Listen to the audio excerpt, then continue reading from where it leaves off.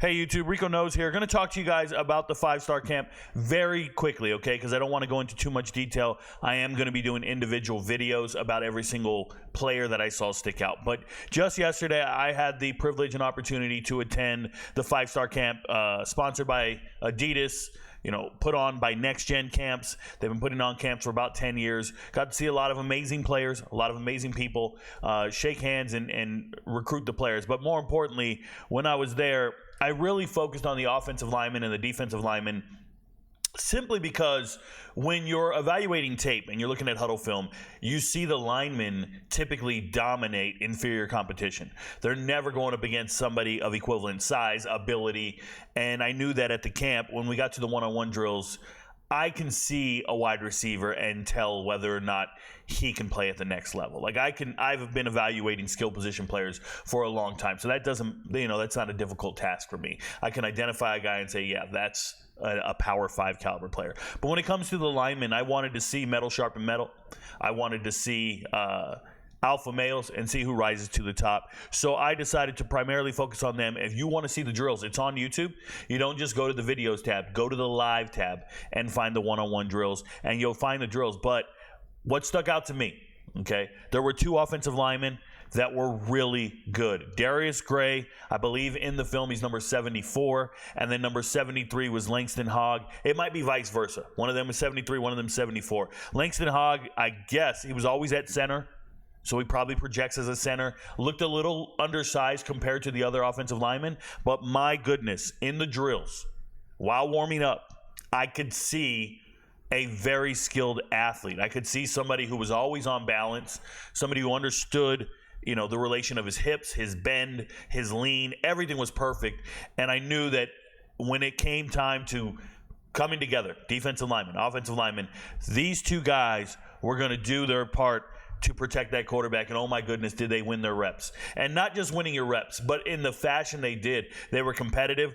I'm watching Langston Hogg, and I don't know how many stars these young men have. I haven't deep dived on their assessment, if you will, or what other recruiting websites say. But I look at a kid like Langston Hogg, and I say, okay, how are you going to handle James Carrington over here? This is an All-American, a 5-star at Bishop Gorman. This is a kid who just transferred in from Virginia. I tell you, I'm not going to study the deep dive. Well, James Carrington, a known commodity on the defensive line. So James shows up, and James just looks like a straight brick house. And you can see down here, the all first off the bus team, I have James number 2, and he looks the part. And I'm telling you, the matchups with Langston Hogg and him, well, it was just palpable. It was, you had to give them some time in between reps because there was a little bit of aggression there. And I appreciated that from a guy who I saw eating a plate of fruit earlier and was just chilling, sitting with his mother, like very unassuming, not too overbearing. Langston Hogg is the type of guy I would want on my offensive line 100 times out of 100. And I'm saying that, and I'm telling you that Darius Gray was even better. Darius Gray looked skilled. He looked special. So I like those 2 a lot on the offensive line. On the defensive line, had a chance to run into Keenan Britt, and I thought this is Keenan Britt's little brother, right? I was thinking wide receiver, Rutgers. Apparently he's got an older brother named Kenneth, but shout out to them. Keenan Britt, Joker, right? Talking to me. Had no idea how good he was. Had no idea how good he was as I was talking to that young man. I want to say that when I initially met him, I didn't think anything too special. I was like, okay. Remember, I've never watched tape on any of these players. I'm just meeting them for the first time. I'm looking at them physically as they're sitting there.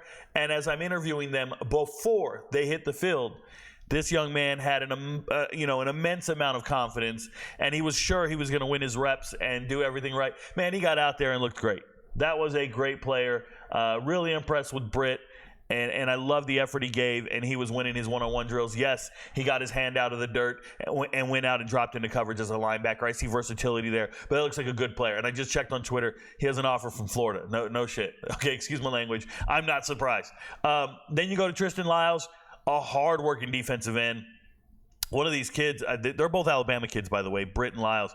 You just see a guy with some burst coming off the edge.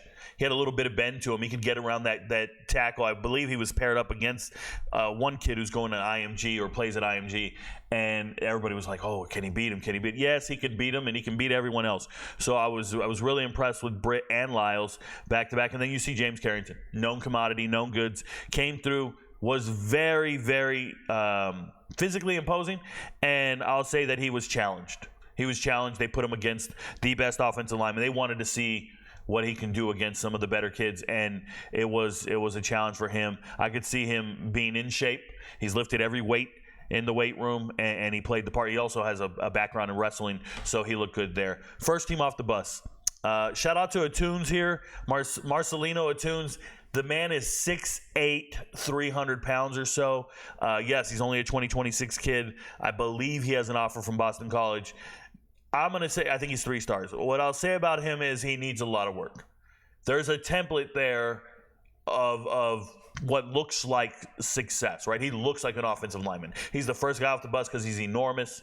He's huge. I mean, he's size 16, 17 shoe, whatever it was. Just an enormous man. And he still looked like a baby giraffe. Looked like, he's just kind of out there doing the drills, a little off balance. But there's something to work with there. It wasn't a hopeless situation. It was one where I believe some of these group of 5 Power 4 schools are going to have to look at that young man and say, all right, we need him in our building. We can coach him. We can make him better. But the template is prototypical lineman. He looked great.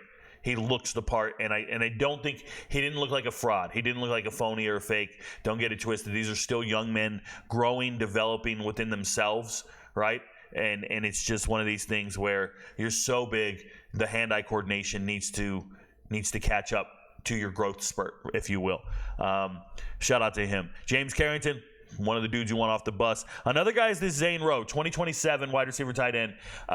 I didn't get to watch the one-on-one drills with the wide receivers tight ends. They were just running routes, warming up, doing things. And yes, they were getting the quarterbacks warmed up to throw. They weren't warming up by throwing. They were warming up to throw. Shout out to them.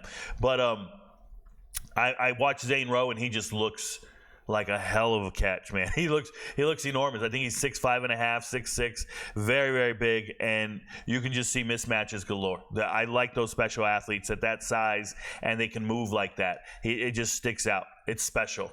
So shout out to Zane Rowe. He looks special. McCoy, Geraldine McCoy, this young man is from Mississippi. He's got that accent. I talked to him about it. I said, man, you sound authentic, like you are from Mississippi. But more importantly, hell of an athlete. I think he can play multiple positions. Obviously, they're projecting him as an edge rusher. He has long extremities. He has the athleticism. There were times I saw him get a little bit stalemated, but he looks good. And that's a kid. You just look at him and you just go, wow, how do we get that? Like, how do we get that guy on our team? So I thought he looked special. Xavier Balla is a running back out of New York. I interviewed him briefly. I want to tell you guys, he is chiseled. So I think he has an offer from Syracuse. He's chiseled. So those were all my off-the-bus guys. And then lastly, I'll talk about the future star real quick. Braylon Cave Jr. I'm going to say he was the youngest guy at the camp. 2029 quarterback, Braylon Cave Jr. I wrote in here, reminds me of Teddy Bridgewater. Just that kind of quiet, cerebral leader who just lets, the on-the-field results speak for themselves. Very well-spoken young man, very mature for his age. I guess he's 13, going into the 8th grade. I was extremely impressed with that young man. I was not prepared to see what I saw. It just looks like he's still got a kid in his face, right? He didn't hit puberty too early and overdeveloped among his peers. No. He's got a gift. He has a cannon for an arm. I think he's already taller than his dad. And you're just looking at this kid who's just got it figured out. He looked smooth. He looked great. Braylon Cave, a name to remember for the future. I'll be making videos on all these individual players over the next week or two. I'll be reviewing their high school film reviews on TikTok. I'll probably post it on Twitter. But I just wanted to give you guys a shout out. At the end of the camp yesterday, yes, there was a ton of great skill players, and I know that, and I know they probably saw me. I interviewed them, I talked to them, I saw them running routes and catching passes. But this post right here, this video, is about the trenches and these hogs and these guys that I saw. Oh, no pun intended. But these players that I saw that I was thoroughly impressed with when it came to just, drawing a line in the sand and saying, let's go. Putting your hand in the dirt and saying, let's figure it out. I was really impressed with these young men. The future's bright, and it was a great event. So thank you for having me. Thank you for inviting me, and I look forward to making more content on this probably in the next 2 or 3 days. Give me some time. Going to have to cut up some film and then go and review a ton of film. But from what I saw at the camp, when they were competing against each other, these are my top 5, and I'm telling you, if you coaches out there were ever on the fence about one of these players and you weren't sure if they were competitors, if they were dogs, you are wrong. Don't hesitate. These are some of the best players I've seen. Your friends don't know, but Rico knows. Peace, y'all.